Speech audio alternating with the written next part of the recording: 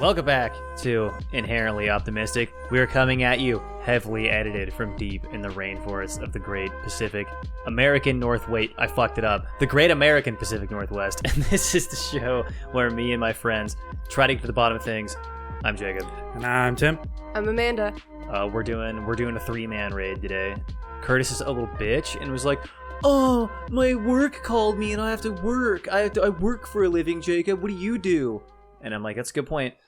Listen, this is gonna be a good episode because I've been paying attention. I've been taking notes on shit. We're doing bits where let's talk about the Hitler went to heaven lady because I love her. Okay, I don't know anything about about what's going on. Give me some context. Okay, we're both missing this. All right, probably about maybe less than a week ago from now, there was a lady who went viral on Twitter because she was basically tweeting about the whole sort of like New Age Gnostic idea that like everybody has to live everybody else's life, and then once humanity has collectively lived every possible life, we all will ascend to being a god, basically. Okay. And she was explaining that, and then she was like, that's why she's like, you have to live every single life. Like, you have to be the people who died in the Holocaust, and you also have to be Hitler. You have to make every single possible mistake. And then she ended the tweet with, and that's why Hitler went to heaven. Which, listen, I know, I will say, I respect this woman heavily because she took the implications of like this new age hippie bullshit of saying like we are all one, and then was like, that means you're Hitler, and you know what? I'm cool with that. And that is like borderline enlightenment. I think my favorite tweet that was adjacent to this week was, you go back in time to kill baby Hitler. Yeah. You murder the infant, and as your memories fade, all you remember is that you just murdered this baby. Yeah. Yeah, pretty much. I feel like the wildest part of that is that with a lot of people who say some wild buck-ass shit about Hitler, you can usually console yourself by saying like, oh, they probably aren't aware of like everything that happened. Like, you know, like there's that guy in that Andrew in that like Channel 5 QAnon bit where he was like, I think the Hitler situation is way overblown. And it's like, you can tell he's a Holocaust denier. And you can tell he's a Holocaust denier, but you can also tell he probably hasn't internalized the brutality of what happened. Right. You can tell he has an IQ of like 45 and read the wrong website. It's like not entirely his fault. Yeah. Like he's obviously to blame for holding on to it, but like something got to him first. Right. But this lady is just like, you're Hitler, and you're all the people he killed. Yeah. Implying that she has like an understanding. Yeah, she's saying like, you're Hitler and that's good. You have made every mistake known to humankind. As a spiritual person, do you think, okay, so that brings up, let's say like, if this, I mean, obviously like in this sort of Gnostic situation, you kind of have to consider all time as being simultaneous. Otherwise it doesn't really like work. Right. You have to consider this happening like outside the bounds of time. Right. Yeah, it's what we'd refer to in paganism as like mythic time. All the myths are happening at once, and all of them have already happened and are still going to happen. Yes, exactly. So you have to think, Hitler had to be like the first guy, right? He's got to be the first one. It's like, if you fuck up the worst, you'll be Hitler because he's the worst guy. Right. So you would have to think that if we were going to order these chronologically, he would be like the first incarnation, right? I mean, historically speaking, there are people with worse body counts than Hitler, but like not. Yeah, but usually it was like, I feel like before Hitler, there was people like the Mongols with worse body, like collectively higher body counts, probably, or like some like obscure Chinese guy. Are we forgetting Stalin? Stalin had a worse body count than Hitler, and he's a contemporary. Yeah, I mean, hang on. I'm too tired to talk about Stalin. Let me finish. What I'm saying is, when you have somebody like the Mongol Empire, it was like, yeah, they killed a bunch of people, but it wasn't like systemic. It was like they went into like, they were like occupying territory, right? With what the Nazis did with like how they like industrially picked people and were like, okay, we got to get rid of all these ones. Yeah, and like that's like, that just has a more fucked vibe to it than like a conquering sort of situation. You know what I mean? Because when you're conquering territory, it's fucked up and violent and cruel, but it's like equal opportunity. Well, it's like, I don't really care who's in this village. Jacob, you also realize the Mongols are a bad example of that because they would roll in and say, hey, if you pay our taxes and just join our empire, we won't fuck you guys. But if you say no, I mean, that kind of actually supports his fuck you guys. That kind of supports his point a little bit, because the Mongols were like very non-discriminating in the context of all you got to do is play along, baby. If you play along, you're fine. If you don't, you're fucked. Whereas the Nazis took over and they were like, all right, I don't give a shit if you're playing along or not. You have the wrong color triangle. What? You're fucked. Yeah. While we're on the topic of like history, this brings me, I was going to save this for later, but I might as well bring it up now because I guess it like dovetails. So me and Tim were talking about the great ancient Egyptian pharaoh Akhenaten the other day. And which one was Akhenaten? I'm about to explain because I guarantee you almost nobody in the audience is familiar with Akhenaten. So in ancient Egypt, for a long time, they had their classic polytheistic Egyptian religion with like all the different gods like Osiris and Isis and Anubis and the whole fucking Set, Ra, the whole thing. Yeah. Akhenaten comes along and he decides, no, actually, this is all gay. We're going to switch to a monotheistic religion and we're only going to worship Ra.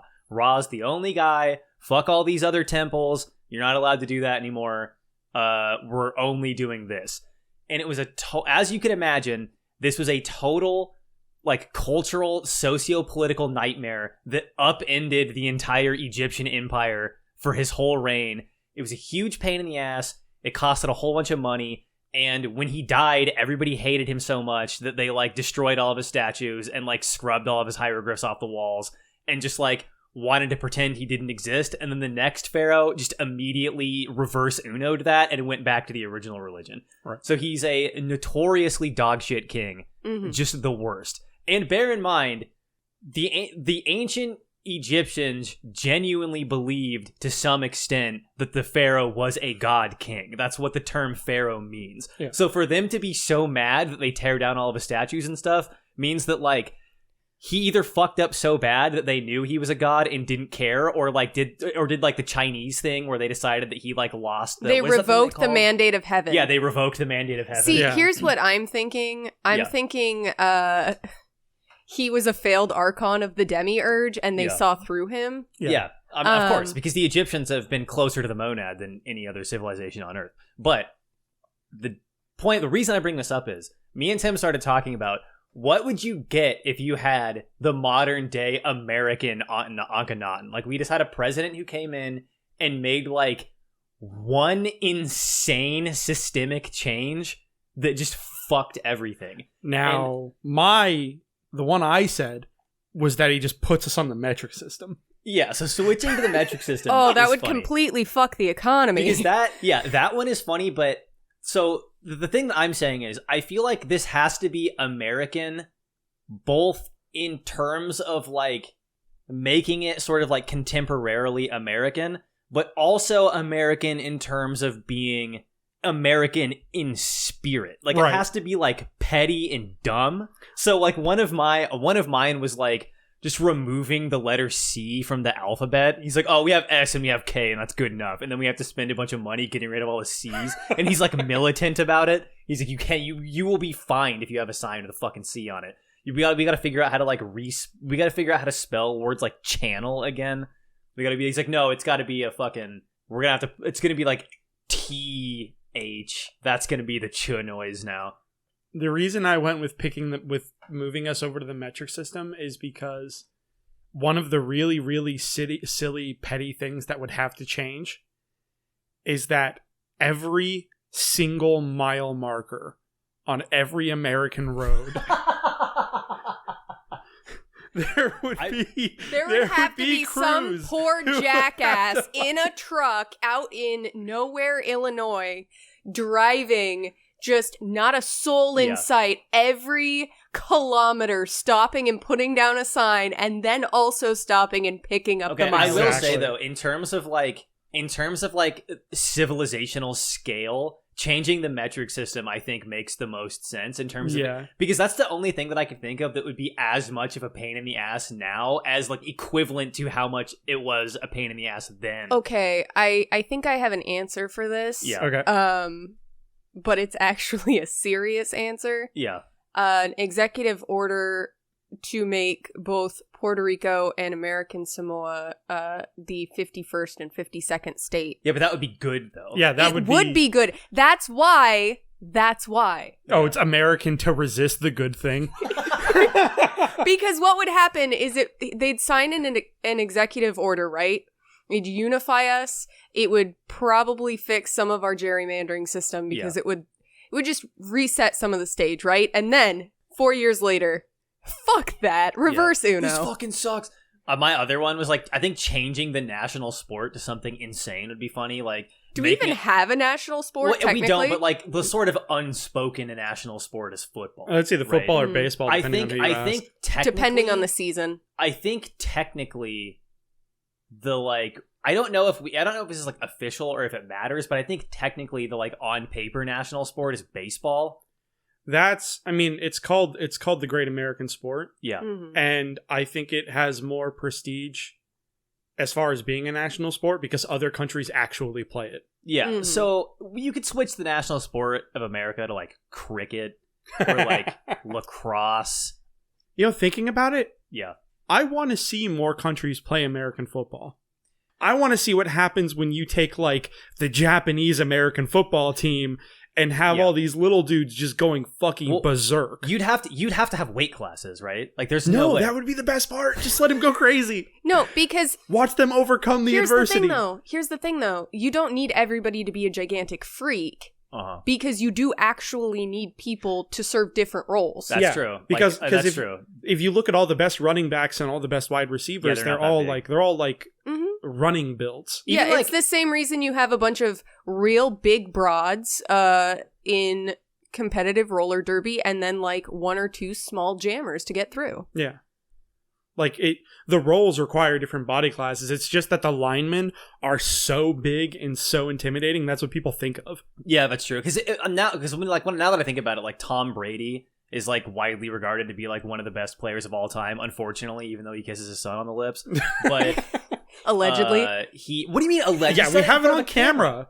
He did it on live TV. Like, what do you mean? He's Southern. He just does it. Yes, people from the South. Remind me not to go down to the South with you. If you're listening to this and you live in the South, I have to assume according to the people in my Discord and my YouTube demographics, you are somewhere between the ages of like 20 and 30, which means that you're probably having kids right now, if you can afford them. If you're having kids right now and you live in the South, you have to stop the cycle of violence. Please stop kissing your kids on the lips. It's fucked up and weird. You know what's funny is I don't actually have a lot of memory of being kissed on the lips when I was living down south. I don't actually, of all the weird cult things that Dana's been involved in, I don't think I remember being kissed on the lips that much. Good. I didn't even like being kissed like on my face by like family members and stuff. Like this is how antisocial people in the Pacific Northwest are. Like my grandma would kiss me on my cheek and I'd be like, "You fucking knock that shit off." We're not dating, Grandma. Yeah. Okay, not to. Oh my god, my grandma used to do the same thing where I'd go to try and kiss her cheek. And she'd literally at one point grab my face and turn me and kiss my lips. And I was like... Jail. You go to jail. You're sexually assaulting me. Get out of here, dog. Speaking of sexual assault. God, that's a transition. Yep. Okay, hang on. This is Jacob's legal, a professional. This is sanctioned. There was a brothel in... I don't remember which one of like the sort of like... Germanic Middle Europe countries it was. I don't remember if it was like Amsterdam or like the Netherlands. It was one of those where it's one of the everything's legal countries. Yeah. There was a brothel that set up a vaccine site and they said that if you come in and get a vaccine dose, you get 30 minutes free with one of the girls, which first of all, I'll just pay for the second hour because it's going to take me longer than 30 minutes. Number one. So I hope you can do that. But second, I thought this was a good way to get the vaccine rolling, and I think America should adopt this strategy. Because I think a lot of those big schlubby anti-vax dudes in, like, Louisiana would change their mind if they got an eyeful of one of these, like, big mommy milker type girls with, like, the Botox lips. You know, frankly, I think the U.S. should just, fucking decriminalize it anyways, because I think a lot of people would be feeling a lot better if they just got laid every so often. America needs a companions guild. I agree on all this, but I'm trying to we're taking baby steps here, right? We're going to use this. We're going to say, listen, if you're a big middle American hog Just walk into this FEMA camp. We'll fucking vaccinate you. We'll hose you down because you probably haven't taken a shower in a while. And then we'll give you a handy. Yeah, and one of the girls will fucking grease you up. You can go ahead and take a tumble. Yeah. Okay, actually, no. Oh. Exactly, dude. Hey. There's some easy ways around that. As long as they don't climax, I don't think it's prostitution. Oh, so that would be, I mean, already, so okay, nobody ever, I know this is like the biggest hack bit of all time, but like, it is still insane. We already have a loophole for prostitution. If you're filming it, then you're producing porn and it's not illegal, which is fucking crazy. That's dope, actually. Like, we already have the loophole. Just open an amateur porn house. It's not a brothel. Yeah, I mean, dude, it's not a brothel, it's just open casting. Dude, what do you think? All of these dudes that, like, I'm not like tech bro type guys, but there's a bunch of dudes in California that have a bunch of money for whatever reason. Like, they're a tech bro, they have a trust fund, they do whatever the fuck, and they decide, I'm gonna pay hot girls to come in here and bang me, and then I'm going to say that I'm producing porn and I'm gonna upload it to the internet. Like, there's already guys just doing that. Like, they're just buying prostitutes but getting away with it because they're uploading it to the internet. So prostitution's legal as long as you're filming it and running it through an LLC is all I'm saying, which is fucking crazy to me. But then again, that is the ultimate American way to do it, because everything in America is legal unless you're illegal, unless you're doing it in the most annoying, bureaucratic, imaginable way. It's like, oh, well, growing and selling weed is illegal unless you're living in one of the states where it's legal and you apply for one of the finite number of growers permits and you're growing it with this amount of plants only, and like, it's like, that's how America does things. Mm-hmm. It's everything is illegal unless you're doing it in the most annoying way. Yeah, because the American government is, and say it with me now, an archon of the demiurge. Because American billionaires have figured out the oldest trick in the book, right? You make everything really fucking annoying so that normal people don't want to do it, and then you hire nerd freaks who decided to get like a master's degree in like in documancy, and then you're like, yes. You will do everything for me. And you make it annoying, and then you find a guy who, for some reason, has a personality disorder that makes him enjoy doing annoying things, and then you pay him to do it. I'm not even going to do a transition. Fuck you. You guys don't even deserve it. I think I was talking with this about... I think I talked about this with Amanda, but I don't know if I told Tim this. I was at the Archery Club the other day, doing the traditional archery night that I run on Tuesday nights. Anyway, whatever. I was in the fucking Archery Club for whatever fucking reason, and I go in there, and this new guy who just started showing up is like practicing, and he's the club's IT guy. And in the parking lot, I swear to God, this is going somewhere, guys. Bear with me. In the parking lot, right next to us, there's a kitchen supplier. So I imagine they like fucking sell like ovens and pots. But the thing is, this kitchen supply building is really small, very sketchy looking. I never see anybody going in or out of it. Anytime one of their work vehicles is ever there, it's really late at night, and it's like a suspiciously large work van. So it's obviously like a trap front. It's got fucked vibes. It seems like it's some kind of front for something, because you never see... I mean, I don't know, maybe they're just a distributor, so they like get things sent to that address and then they distribute it out. Like, I don't know, but it seems... Like, I didn't even think it was in business, but apparently it is. And I guess if you go to the phone number on the sign, or if you go to the website on the sign, the website doesn't even work. So, anyway, this sketchy-ass fucking, like, front for God only knows what, next to the Archery Club. And the IT guy that we just sort of, I guess is volunteering because everything works on a volunteer basis because this club is a non-profit, was like, yeah, so I think I'm going to call that kitchen supply place and see if I can rent an office in that building or see if they've got space for it so that I can come up here, work on doing the IT stuff for the club, and then once I'm done doing that, I can just like walk outside and shoot the range and get my practice in. And then I just started fucking with him, and I was like, I don't know, dude, I think they got some shit going on in that place. Like, I think they're like harvesting organs or something. Like, the only time I ever see vans here is like at night, and they're like just big enough to put a human in them, and they don't have any windows. Like, I think they're doing crime over there. And he's like, oh yeah, really? And I was like, yeah, dude, I don't know. And he was like, oh, maybe I won't do it then. Like, he just totally believed me. I just started going off about these people fucking like doing fucking Repo Man, and he was like, oh yeah, probably. They're probably doing that. Happening. I saw Forrest Whitaker in there the other day.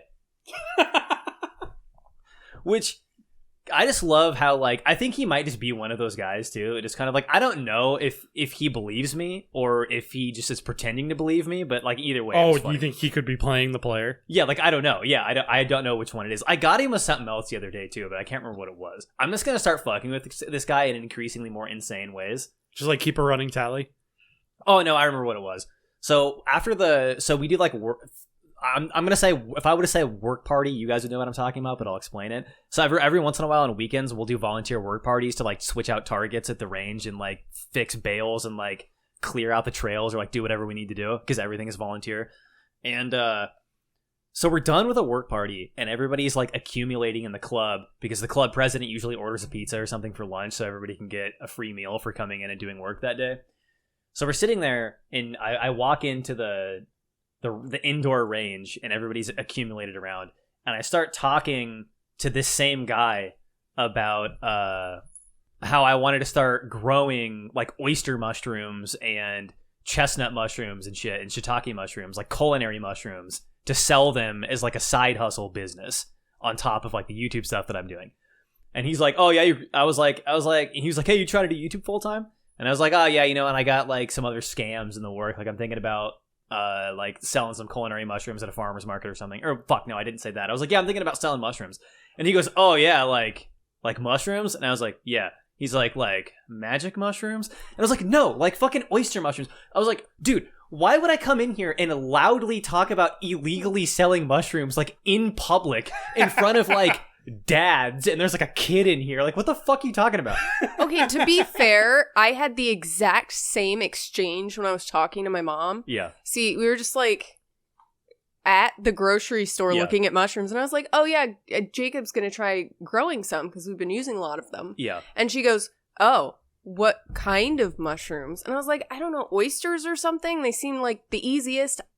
I'm not doing it. Yeah, they are. Oysters are one of the easiest ones. They have the highest profit margin. And she looked at me, raised an eyebrow, and went, oh, okay, well, I guess, wink, wink. I think you'll have to share some with me when he gets his first batch. I think wink, wink. I think people just assume you're doing the illegal one because the thought process is, why would you waste the time to grow them? It's like, you just buy those in a grocery store, dipshit. It's like, have you ever heard of a hobby, motherfucker? Maybe I just think it's fun. It's like, I got all this garage space. Fuck you. Yeah. Jesus Christ. Hey, Jacob. Yeah. It's kind of funny that we talked about brothels and sex workers earlier. Yeah, why? Uh-oh. What's... Do you have are you starting a new career path, Tim? Honey, I support you 110%. In fact, you can use my camera. Oh, okay. Thank you. I appreciate that. So it's legal. I'll let you guys in the Patreon know when it's up. Feet pics? When? Sure. Do you think it's glamorous? Yeah. Or just the kind of tiring that sleep can't fix? Yeah. To be a security guy at a porn convention? The thing about being a security guy at a porn convention is... You're still working security? If you're... Well, no. Yes, but if you're one of those, like, mall cop, sheepdog freaks, like, not... Because there's, like, a couple different types of security guys. There's, like, the security guy who's, like, cool. Like, our friend Dylan is, like, when he used to be a bouncer, he's, like, one kind of security guy where he's, like, a cool dude and he just gets hired because he's big enough to throw people out if he has to. Don't start shit and he won't bother you. Yeah, he'll like, chat with you and he'll, like, talk with you and maybe even drink with you if the place lets him, but like, he's there to toss you out. Yeah, he's there. He's there because you need a dude big enough to be able to tell somebody what to do. And he just is genetically unfortunate enough to be that guy, or fortunate enough, depending on your perspective. Yeah. And then the other kind of security guy is like the retirement age mall cop who just works security somewhere where nothing will ever happen as like something to do. Or he's the guy who got like rolled out of the academy and he couldn't cut it. No, hang on, that falls into the third category. Oh, is that the third category? And the third category of security guy is like the sheepdog freak. Right. Of like, I'm like American flag Punisher skull type guys. No, like that Blade motherfucker on Twitter a couple weeks ago. Yeah, exactly. So a dude that like can't make it through the police academy because he fails the mental test because they're like, why do you want to be a cop? And he's like, I want to I want to Mozambique a guy shoplifting oranges. Like, and like that's why he fails. So not disclosing where I work, but we do have a security staff, and we have had every single one of those types. Yeah, those are the 3 types of security guy. Just the big cool dude, the retired cop, and then the guy who couldn't be a cop. So if you're the big cool guy, then it's probably fun because you get to like bullshit with like the porn guys and girls and just kind of hang out and have a fun time and like walk around and see a bunch of titties, and maybe there's probably a girl like sucking a dick on a show floor and you can be like, whoa, crazy. Yeah, like right. So it's probably fun if you're that kind of guy. And if you're the retirement age guy, you probably wouldn't get hired for this gig because they actually need security. Mm-hmm. And then if you're a sheepdog type guy, this is like your dream job, because if you're a fuck up and can only get like boring security jobs at like events, this is the event where like the most likely somebody's gonna do a mass shooting or like try to drive a van through the convention center or something. This is the most likely place for that to happen. And at the end of the day, if nothing fucking happens and you just stand there like fucking munching on your own fingers the entire time, at least you can get some pictures when you're on your break and say, hey guys, guess where the fuck I was? Who do you think? Okay, so here's the question. Which type of security guy out of the 3 that I mentioned do you think is the most likely to get pussy at the porn convention? Well, the generic answer is guy number 1. Guy number 2 because daddy issues. No, I think there has to be one supervisor manning the fucking desk, right? Yeah. With the radio, like directing shit, who gets called out to like make a call on something, and some woman just looks over at him and goes, "Oh, you look just like my dad." Yeah. Well, I feel like the retirement age security guys are too frail. Like, I don't think their hearts can handle it. Yeah, because they're usually not like. They're not like farmer type retired guys that have been like picking up hay bales until they were 58. Right. You know what I mean? They're not like they're like fucked up looking usually. Oh, then let me amend my statement. Hey, do you want to die of a heart attack tonight? And then the sheepdog guy. So you would think a lesser mind might assume, surely the alpha male is going to pull the most pussy. But you have to realize, all of these girls are based in California. You can't let it get out that you're fucking cops, like, politically. You know what I mean? Like, that's going to destroy your career. Well, not just that, but, like, for the sake of the people who think that those guys are chads, they're just unpleasant to be around. Yeah, so, I mean, obviously the big, like, dad bod guy... Who's just, like, chill. Yeah, who, like, showed up with a white Monster can and, like, is... like smoking weed out behind the alleyway on his break. That guy's probably lined up for the kill, right? Right. That's what I'm thinking. I'm going to gain like 80, 90 pounds and be that guy, I think. I don't know how I'm going to like dovetail this. So like, just don't. Listen, yeah, so I'm just not going to. PETA running that.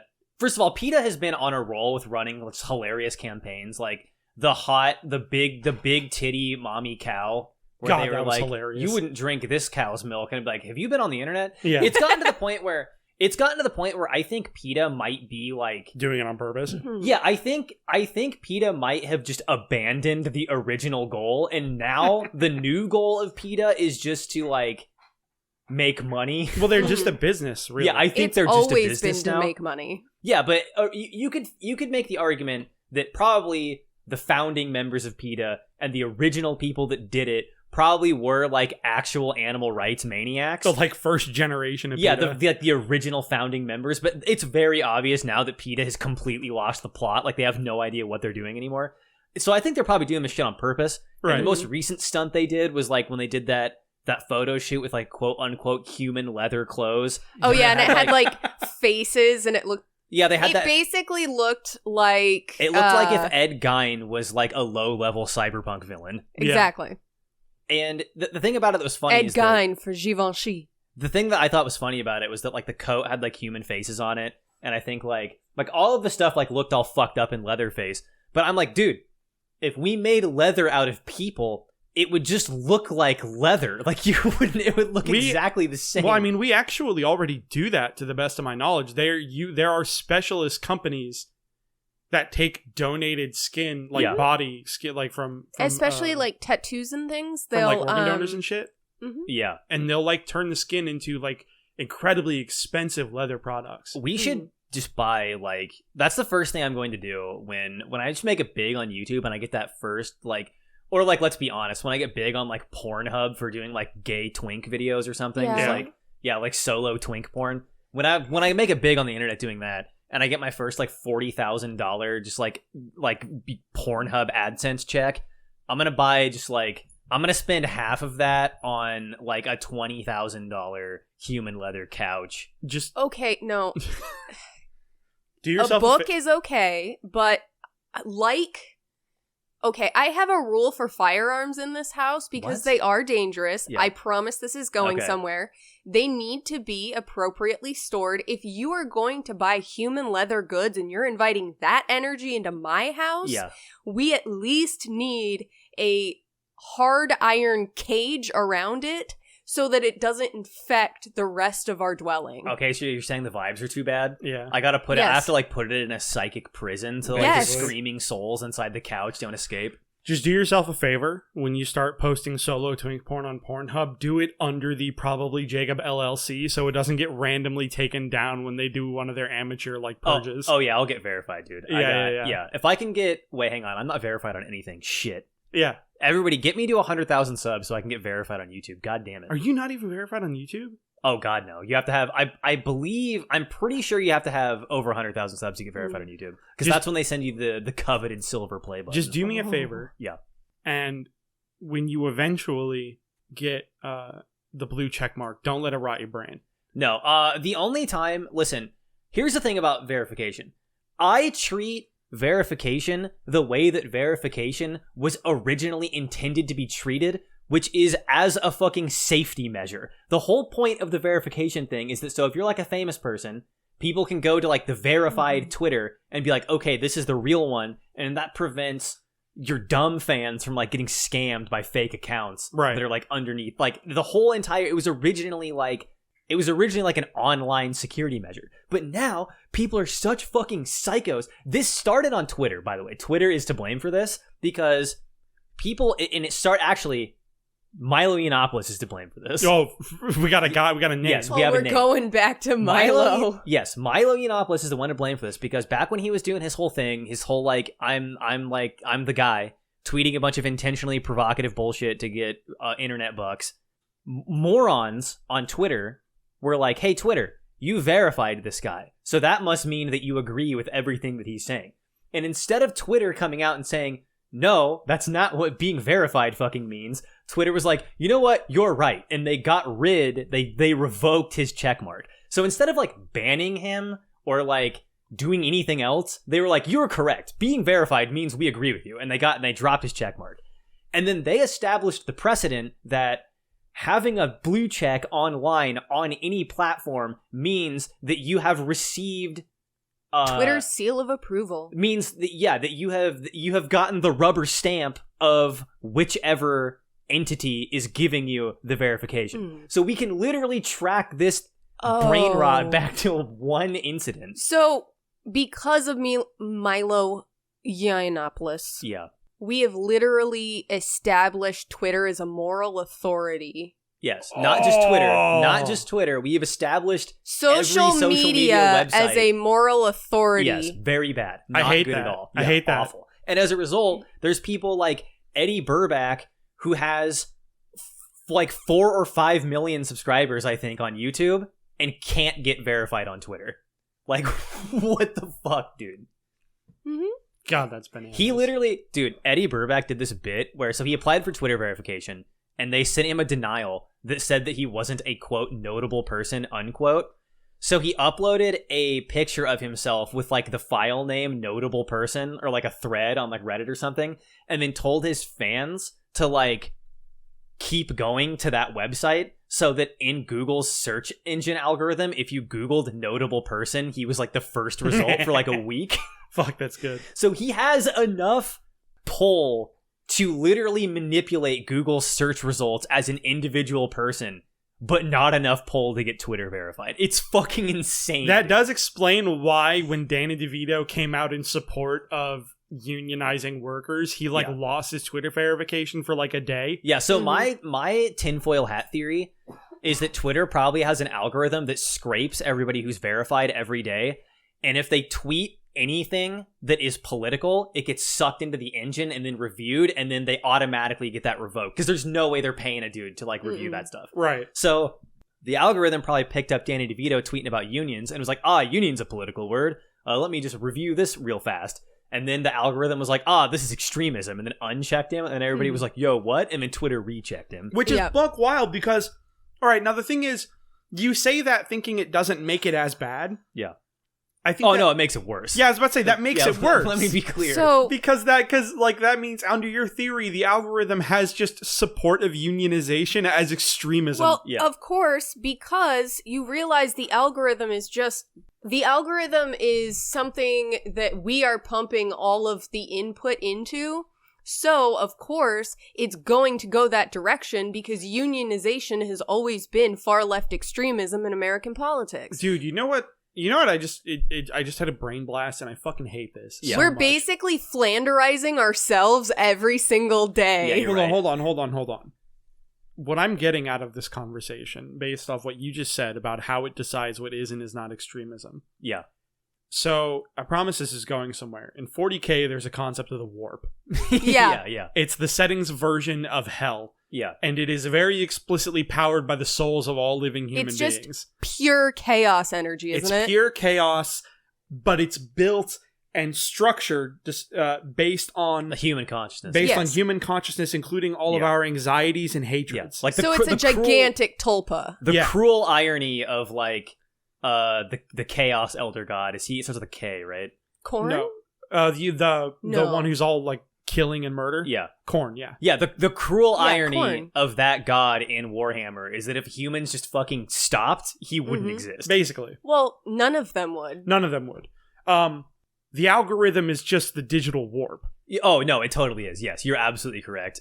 So basically what we need to do is figure out how we can create a Geller field that we can initiate every time we dip our toes into the fucking internet. Algorithms online, social media algorithms are digital tulpas for sure. Like that's 100%. They're ghosts and demons of our own design. God. I'm okay. I'm fine. I guess it would probably be kind of funny if I ranted about the $70 video game thing for like a couple of minutes. What's the $70 video game thing? Basically, so the standard price. Listen, Amanda, I've got a gaming audience, right? I got to pay lip service to this for a minute. Basically, Square Enix is putting out, I believe, like they're putting out something for $70, like something to do with Final Fantasy VII. I don't know if it's like the PC one. The Final Fantasy PC port's coming out for like $65.99 or something. Yeah. So now the discourse is video games are $70. Everybody saw this coming for a long time. Everybody knew they were going to raise the price. Mm-hmm. Listen, it's bullshit. I'm so fucking annoyed. Really, if they just like raised the price and everybody was like, god damn it, this fucking $70, what a pain in the ass, I'd be okay with it. The thing that is driving me fucking crazy about it is motherfuckers online defending this for some reason. Like, what are you do? Like, you should just be mad anytime something costs more. Like, I don't know how much of a fucking weird simp you have to be like, yes, the price of these apples has increased and I'm glad. Jacob, everything's got to be discourse now. I fucking hate it. Yeah, I hate it too. We have to go back. Like, it's like, look, it's a pain. We have to escape the demiurge of the algorithm. It's a pain in the ass that Final Fantasy VII Remake is coming out for full price as a PC port. I don't like it. Yeah. Am I going to get it? Yeah, because I want to play that game and my hands hurt with controllers. Just let me bitch about it while I do it. Yeah, okay. Exactly. We need to bring back the age-old American tradition of just complaining about stuff all the time. While we handle it. That's how they got unions done. Back in the 30s, the miners, they didn't sit around and be like, it's actually good that we work 15 hours a day. No, they complained about it. They're like, sometimes this fucking with guns. sucks. They complained, and then they organized with other guys who, turns out, were also complaining. Anyway, I don't want to get off. Listen, I don't want to get off in the fucking political weeds about all of this bullshit, but here's my quick rant about it. Video game industry is making record profits They're making more money than they've ever made before with like microtransactions. The fact that everything is digitally distributed now, so they're not even paying for distribution in like retail stores. Fucking the list goes on and on. No production cost. They're making like physical copies. They're making more money and more profit specifically than they ever have before. So this fucking argument that like the gaming industry can't continue unless games are more expensive is categorically fucking insane. Well, especially considering that almost everything is DLC and subscription based now anyways. Yeah. And we all know that this money is just going to go to like corporate boardroom members so that they can buy child brides from fucking East Asia. Like, it's not going to anybody who deserves it. All their devs are still gonna be working crunch shifts and fucking losing their minds and divorcing their spouses because they just have to get this game out on time, honey. So, video game industry guys, suck my dick. Weird freaks on Twitter defending this decision, suck my dick. Game devs unionize. PS2 emulators are good now. So play hundreds of hours of the old classics for free. So I think I'd like to try and copyright and or trademark the idea of digital Gnosticism. What the is the algorithm the demiurge? Yes. Okay. Now we're getting somewhere. The algorithm is the demiurge, and we need to talk about digital Gnosticism and the information superhighway as it was intended without the algorithms put in place by the Antichrist, allegedly, lizard person, allegedly, Mark Zuckerberg. Yeah, no, hang on. Mark Zuckerberg is not like Mark Zuckerberg is an archon. Like the demiurge has to be like something greater than Mark Zuckerberg. Yeah, he's like it's the algorithm. The algorithm is the demiurge. Yeah. But we have to take out each archon one by one and break the seals. Okay. Do you understand? Yeah. So hang on. I like this though because now the next time you're like going through YouTube, right, and you get recommended a video that's like. Ben Shapiro takes his penis out in front of his sister or something like that, like some really annoying shit. And you're like, oh, and you like you're thinking about clicking on it and watching it to get mad and do takes. Just don't. This is an illusion. Yeah. This is not a good video for you to watch. It's bad. You're being tricked. Yeah, you're being tricked by an evil demon that's a demon in the machine. Exactly. That's what's going on. Instead, what you want to do is you want to look into growing culinary mushrooms, and or archery, and or how to paint miniatures really, really well. And just vibing with the homies. Yeah, you got to vibe with the homies more. That's what more people need. Listen, that's why people are listening to this podcast because they don't have any homies to vibe with, and they're like, I could vibe with these homies. Yeah. And listen, I'm here to tell you that. I'm willing to sacrifice my own personal profit to tell you to stop listening to this and find real homies to hang out with. Defeat the demiurge, dude. Yeah, we care about your well-being, but we are not your homies. Yeah, everybody, listen, get offline and go, I don't fucking know. Like touch some grass or something. Yeah, but touch grass, but unironically. Yeah, true. Yeah, we're not dismissing you when we say that. We're saying it's good for you. Yeah. You know what I should have brought up when we were talking about hookers? Huh. I don't like that it's illegal to get ripped on LSD and have sex with a prostitute unless the CIA is filming it. You know what I mean? Yeah. That sucks. That does suck. Unless you're doing some McUltra shit, like you can't have your fun. What'd you just say? McUltra. Oh, it's MK Ultra. It's not a Burger King. No, wait, hang on. That's not the right one. What's the other one? I don't eat a lot of fast food. McDonald's. Going on down to the McDonald's. MK Donald's, I'm calling it that now. MK Donald's. Oh no, guys, no, was McUltra the entire time. Yeah, it really was. Like fucking McDonald's is like a CIA front. Nobody ever wants to talk about this in the terms that it should be talked about in, but fast food is literally addictive on purpose, and like food addiction is like a real thing that's like an issue. Because the fucked up thing about food is you gotta eat it. You can't, because like quitting drinking or quitting smoking or quitting fucking meth or like whichever thing, you don't need to do that to live. I don't have to drink alcohol to survive. If I stop eating, I'll die. And that makes like eating good very, very difficult because everybody wants the instant gratification of, and by the way, here's the other thing that people need to stop saying.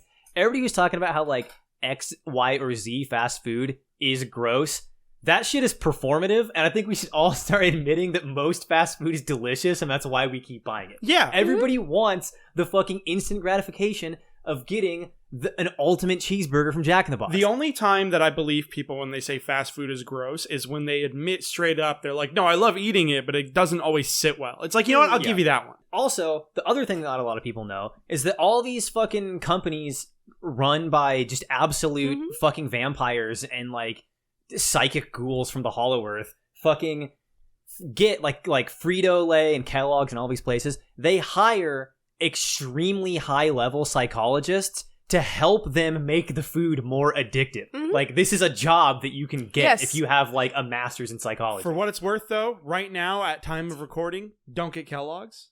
Yeah.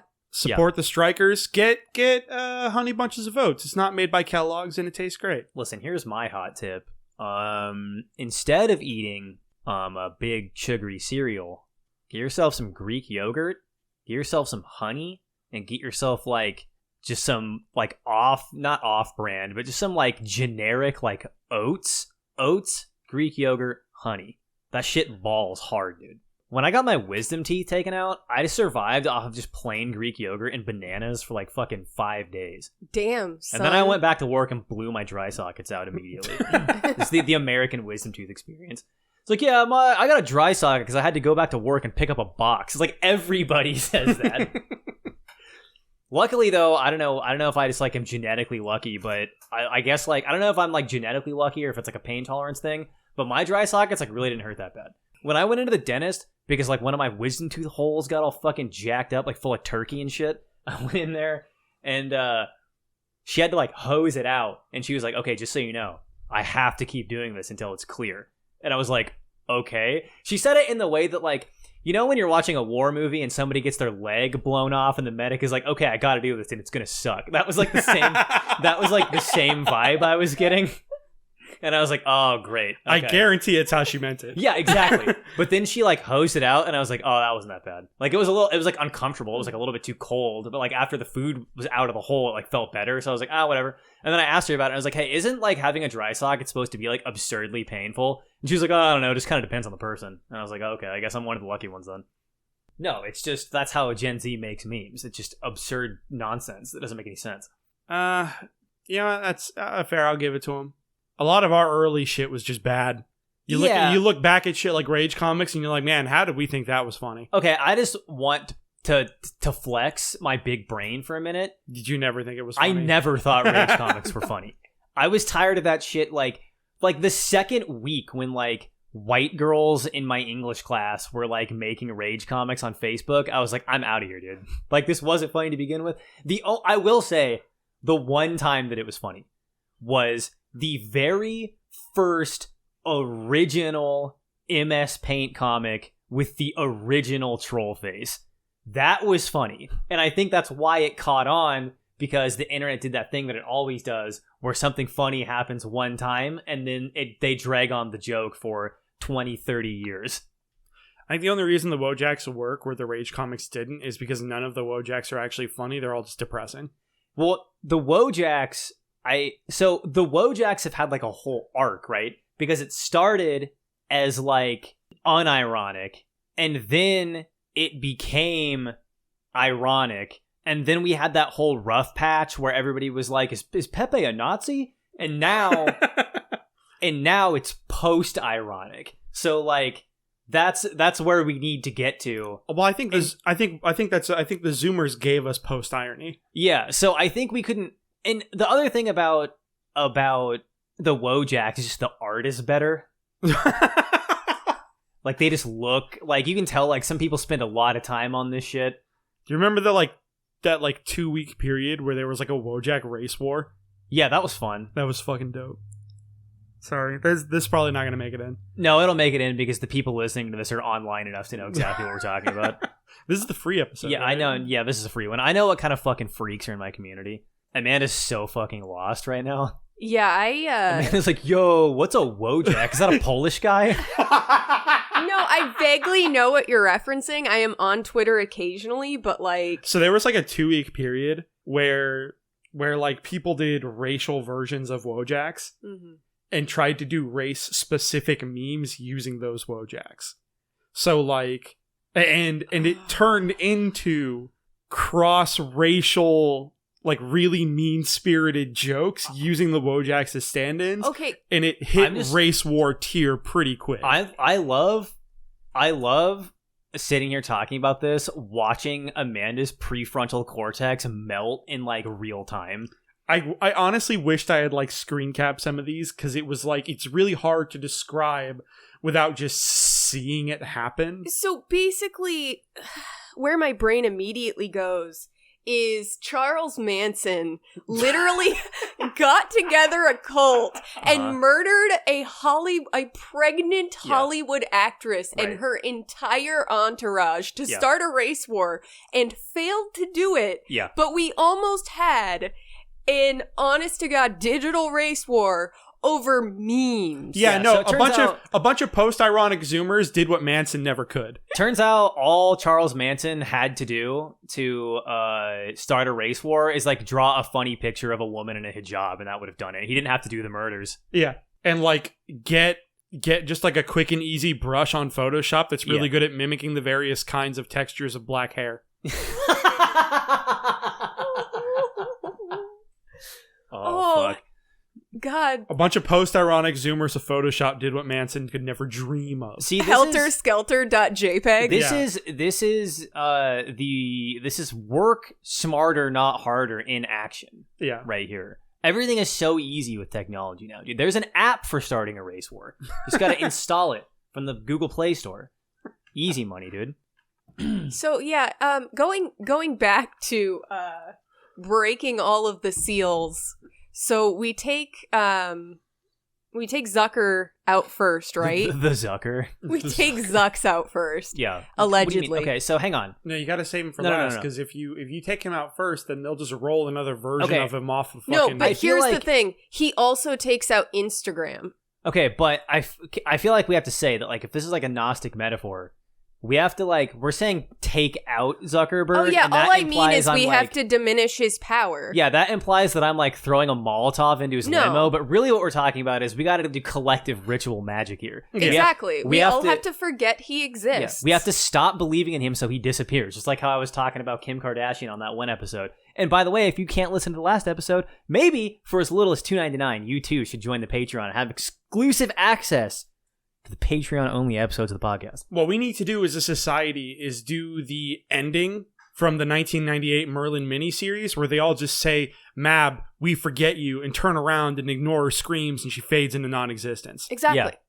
We do that to Zuckerberg. Yeah. To quote a song called Ebb and Flow by Larry and His Flask, the shackles that hold you down aren't really there, staked to the ground. Shake them off and watch them disappear. Stop believing in Mark Zuckerberg. Yeah. Mm-hmm. Basically, it's the however many of swords tarot card where she's blindfolded, but she could just like... That's the 9. The 9, yeah. She could just get out if she could see. Yeah. Just take the blindfold off. Your hands aren't bound. That's what I'm saying, dude. I didn't survive Vietnam, but I probably could have if I felt like it. Yeah, that's my new makeup. You're too tall for the tunnels. That's my new makeup. A guy is a guy who insists he easily could have survived Vietnam with like no, like barely any argument. He's just like, no, I'm positive. Next time we run into a guy in like Walmart or something who has a Vietnam veteran hat, just do it. Yeah, to his face. Just point at the hat and be like, yeah, I could have made that. Yeah, I could have done that. I could have done it. He's like, what? You could have made the hat? I'm like, no, I could have like lived. Just like to a guy who's probably watched like fucking 30 people he was friends with get fucking blown up by like bouncing Betty mines. You're like, yeah, dude, dude. Yeah, so I simply would have not blown up. I simply would have been fine. I would have made the executive decision to not get shot.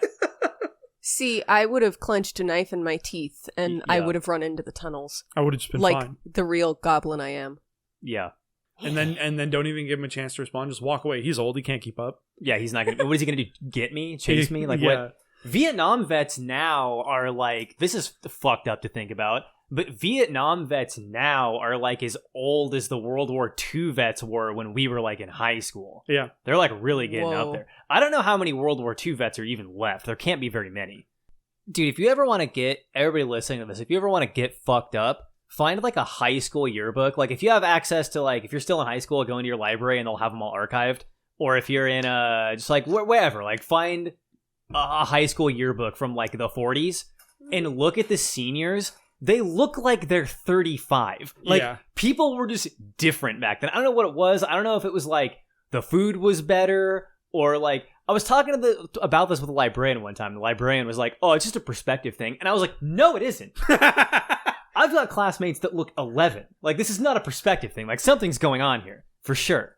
It's all the chemicals in the water turning the friggin' frogs gay. No, well, I mean, yeah, I guess. I don't know if there it was is like actually more... no. There is actually a theory that the overuse of hormones and like different agents in our like meats and shit. in our food system could have affected our growth and development. Also, they would have had shittier food back then. Yeah, that's why nowadays, that's why back in the day, like Egyptian shamans could like open their third eye and like speak with demigods, and we're like all dumb. We all have like calcified pineal glands from like eating too much Burger King.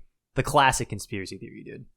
You gotta fucking, you gotta start drinking one of those scam cleanses that's like 90% salt and, just destroy your kidneys trying to decalcify your pineal gland. Whatever the latest scam artist who's been on Joe Rogan and has tricked him into believing in steamed buns, just drink whatever he drinks. Yeah, watch whichever episode of Joe Rogan is out the minute that I'm saying this and just do literally everything the 2 or 3 of them say. Are you guys ready for this week's UFO update? Yes. Okay, here's the deal, all right? The Gillibrand Amendment passed. You probably don't know what the fuck I'm talking about, but all that means to you is that the Defense Authorization Act that gets passed every year to decide the U.S. military budget, there's a clause in there basically that is putting together a UFO UAP research team that is going to be a permanent fixture to do science real hard on the UFO UAPs.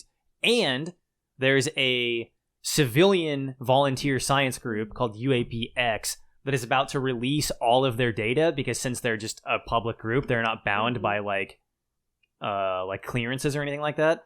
They're about to release all of their data, which totals 3 terabytes, and they're claiming that they have made significant advances towards understanding the UFO phenomenon. And that's going to be happening in 2022, which is right around the corner. You know who I feel bad for? Yeah.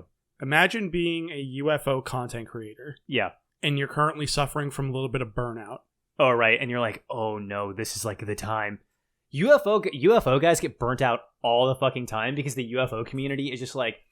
So... You'd have to have a certain type of personality to be able to be online and not get pissed off about it. Because just inevitably, if you read enough comments, if you read enough shitty tweets, if you like are in a community that's annoying long enough, like it will get to you. Yeah. Like you will get caught in a psychic prison where you think everybody is an asshole if you're living your life through the prism of tweets and YouTube comments. Like that's just how it happens. Which like that's all the UFO community can really do. Yeah, and the UFO community is notoriously angry all the time because believing in UFOs is like for a long time was sort of like, and still kind of was going in the direction of being like a new type of religion. So people have very, very, very like personal identities tied to the various different types of UFO hypotheses. So if you're like a big UFOs are like the Fae, there's like a spiritual consciousness, or they're like light beings or whatever, and that's like your belief system.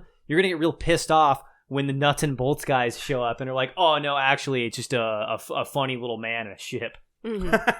So like the UFO community gets super fucking turned. Dude, don't even get me started on like fucking time travel theory. Yeah, if you're a time travel theorist, fuck you. No, actually I'm coming around on time travel theory.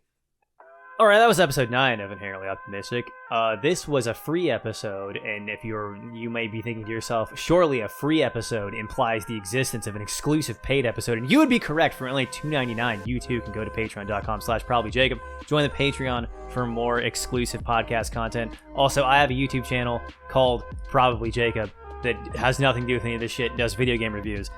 And I'm on Twitter at ProbablyJacob. There's a Discord. I stream at, I think it's ProbablyJacob Live on Twitch like once a week. Usually it's Thursday. Sometimes it's Friday. Sometimes it's whenever I want. I don't really have a streaming schedule because that's not my thing, guy. Anyway, I don't know, like a week from now, another podcast. Hey, I got this one done on time. So listen, if you're that guy out there who recently unsubscribed from the Patreon and said that the content wasn't regular enough, suck my dick. I was on time with this one. Eat shit.